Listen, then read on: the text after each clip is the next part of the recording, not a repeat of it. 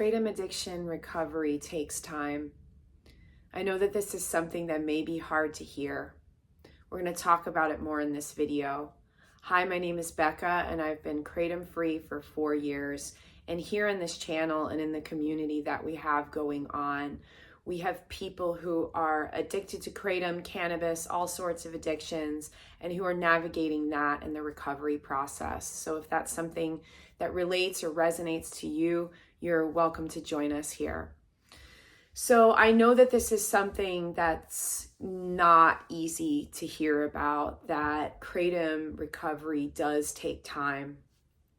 And it's something that if I heard about it during my recovery, which I didn't, it would be hard for me to hear, because when we find ourselves in Kratom addiction and the quitting process and recovery, it oftentimes crosses our mind, how long is this going to last? And I want to start off by saying, and I've said this many times before here on this channel, that Kratom addiction and recovery is not a linear process. Healing from this addiction is not linear. You can't expect it to happen in a certain way, in certain time frames. And for every one of us, it's different. There are different factors that can affect this, one of them being how long you were addicted to Kratom and how much you were taking during your addiction. But even still, there can be many variables that affect your healing process. So this makes it that it isn't a linear process. And just because it took 3 months for one person doesn't mean that it's going to take 3 months for another person. Just because it took almost 2 years for me doesn't mean that it's going to take almost 2 years for you. So let's talk about that a little bit more. I'm the type of person where I like to have a general idea of, what to expect. I think that that's human nature. It's great to live in the moment, but especially with something that's uncomfortable like this, we like to have an idea of how long it's going to last and how long we're going to not be feeling so well and how long it's going to take for us to rebuild what was lost or damaged to our addiction.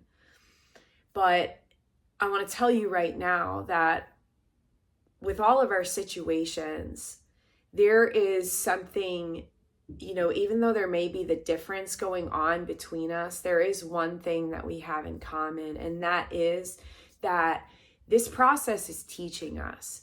And this process is helping us to become stronger and more resilient and wiser and more empathetic and more compassionate. I hope maybe not all of us gain these insights, but at the very least, we all do experience, I believe, learning during our addiction and recovery process and being made stronger through it.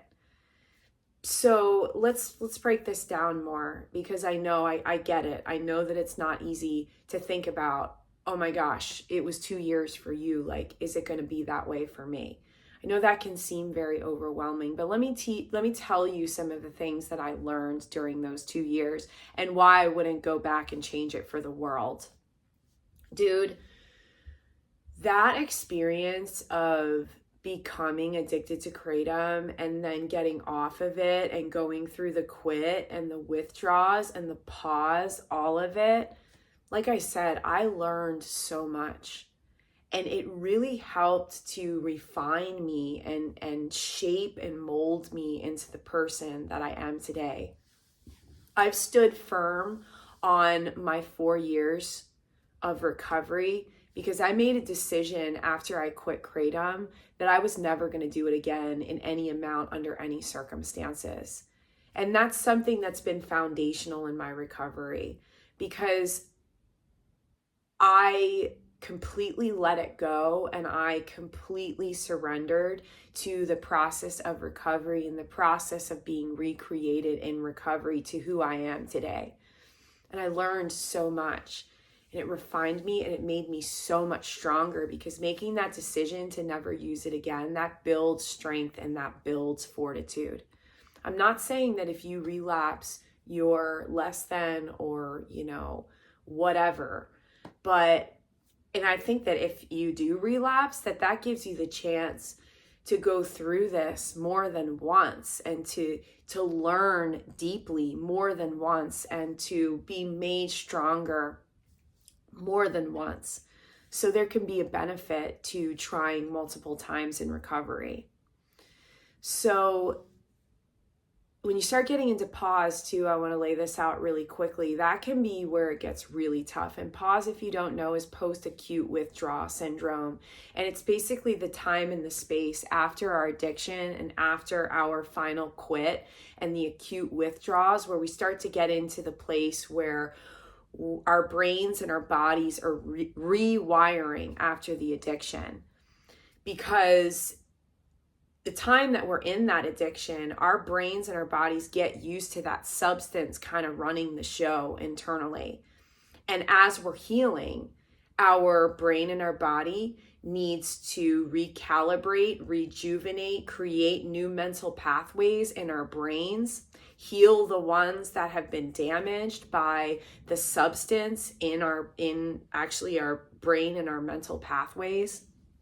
So this time is very valuable, and it's really tough because it can lend itself to anhedonia, which is the inability to feel pleasure, to depression, to anxiety, to being in that post-apocalyptic world after our addiction has ended, where oftentimes there's a lot of damage in the wake of these addictions, and we're kind of standing in our lives after everything has oftentimes crumble down around us. Not for some keep it, keep a decent resemblance of their life going on. But for a lot of us, me included, we've damaged our lives, our careers, our relationships, our living situations, our finances. And we are standing in this post-apocalyptic landscape of the wreckage of everything. And it can be really hard for a lot of us. And especially if we don't know how long that's going to take. It can be tough, man. But I want to promise you that it does end. And I want to promise you that the sun does shine again. And I want to promise you that when you begin after quitting and you don't have the strength to go out and look for a new job, you don't have the strength to take care of your home, you don't have the strength to rebuild the wreckage in this new world that you live in, that you will have it eventually. And I oftentimes suggest that it's a really good idea to keep things simple right after you quit, because we're not going to be able to take on too much. Our brains and our bodies have been damaged a lot of times from this addiction, and this is the time and the space to take it slower and to be gentle and compassionate with ourselves after the addiction. And as you move forward in your recovery, you're going to build more strength, you're going to build more resilience, you're going to build more motivation and drive to rebuild what you have lost. So although Kratom addiction recovery takes time, it's time that is necessary in this process. You can't fast forward through this, because there could be a lot of things that would not be good about that. You could be apt, if you felt perfect the day after you quit, you could be apt to use again.